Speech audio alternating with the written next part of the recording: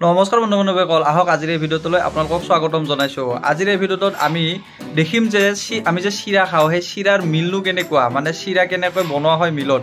আজি আমি সকলোখিনি দেখিবলৈ পাম। চিৰা কেনেকৈ বানে সেইটো আজি নেদেখুৱাওঁ, এইটো আহিব লগা ভিডিঅ'বিলাকত দেখুৱাম। কিন্তু আজি মই দেখুৱাম যে চিৰাৰ মিল কেনেকুৱা, কি মেচিন থাকে। গতিকে আহক আজিৰ এই ভিডিঅ'টো আমি আৰম্ভ।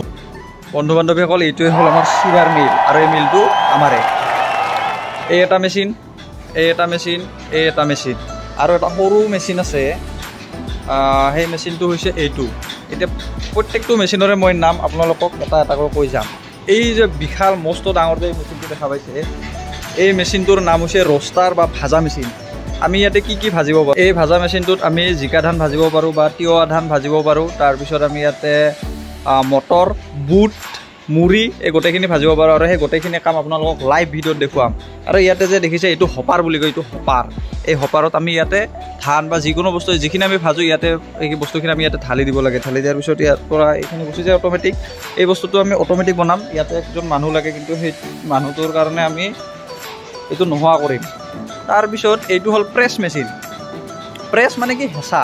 আৰু যে চিৰাটো একদম চেপেটা বা ধাবা যে হয়, এই মেচিনটোত কৰা হয়। এইটো হ'ল ইয়াৰে নাম হ'ল ইয়াৰ প্ৰেছ মেচিন বা ৰাইচ ফ্লেক মেচিন বুলি কয়। তাৰপিছত এইটো হ'ল আমাৰ ইঞ্জিন। আমাৰ যিহেতু এই গোটেইকেইটা মেচিন চলাব লাগিব, এই গোটেইকেইটা মেচিন চলোৱাৰ কাৰণে আমাক লাগিব এটা ইঞ্জিন। গতিকে এইটো হ'ল ইয়াৰে ইঞ্জিন। আমি ইয়াতে ইলেক্ট্ৰিকেল মটৰ লগাব পাৰোঁ, নহ'লে বা ইঞ্জিন লগাব পাৰোঁ। আমাৰ যিহেতু ইয়াতে তাৰমানে ইলেক্ট্ৰিচিটি আমাৰ এটা কানেকশ্যনে দিয়া আছে, গতিকে আমি ইয়াতে এটা ইণ্ডাষ্ট্ৰিয়েল লাইন ল'ব লাগিব। সেই ইণ্ডাষ্ট্ৰিয়েল লাইন মানে ইলেক্ট্ৰিচিটি কানেকশ্যন এটা ল'ব লাগিব। সেইটো লোৱাৰ পিছত আমি ইয়াতে এটা মটৰ বহাম।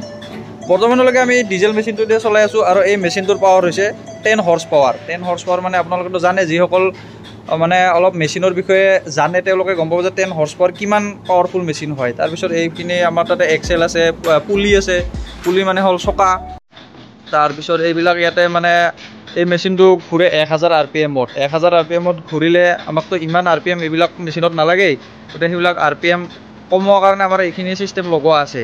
তাৰপিছত এই পাইপডাল যে দেখা পাইছে, এইডাল হৈছে আমাৰ হাৱা পাইপ। মানে আমি জুই দি ভাজিব লাগিব, এইটোতো সকলোৱে জানে। মানে এইফালেদি আমাৰ হাৱা যায়, আৰু এইটো হৈছে ইয়াৰে হাৱা দিয়া মেচিন।